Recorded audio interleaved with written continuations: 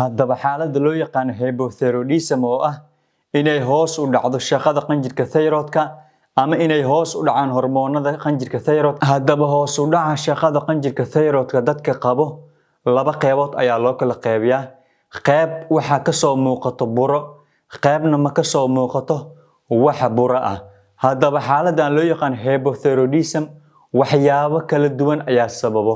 Waxyaabaha ugu caansan ee sababo inay hoos u dhacdo shaqada qanjirka thyroidka waa xaaladda loo yaqaan autoimmune. Waa inuu difaaca jirka weerar u geysto qanjirka, ugu dambeynna difaaca jirka wuxuu sababi doonaa inay hoos u dhacdo soo saarista hormoonada qanjirka thyroidka ama inay hoos u dhacdo shaqada qanjirka thyroidka.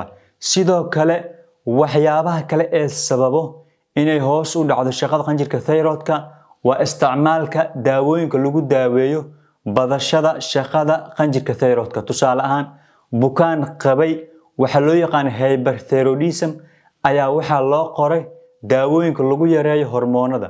Marka loo qoray kadib si taxadir la'aan ayuu daawada u qaatay. Qofkaas inta badan waxaa dhacdo inuu galo xaaladda loo yaqaan hypothyroidism oo ah inay hoos u dhacdo shaqada qanjirka thyroidka. Haddaba daawooyinka qaar ee loo isticmaalo in lagu daaweeyo sare u kaca shaqada qanjirka thyroidka waxay sababi karaan hoos u dhaca shaqada qanjirka thyroidka.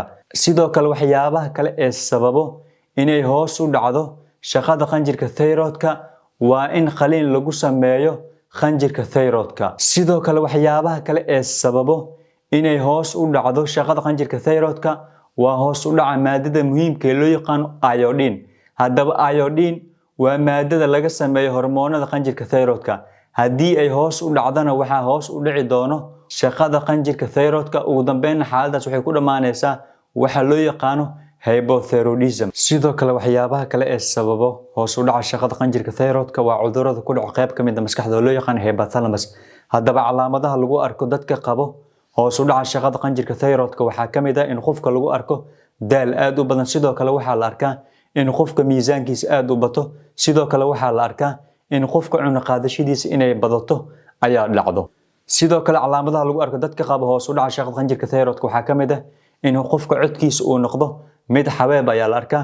Sidoo kale waxaa lagu arkaa inuu qofka dareemo daal aad u badan. Sidoo kale qofka qaba xaaladdaasi waxaa inta badan lagu arkaa inuu dareemo walwal aad u badan.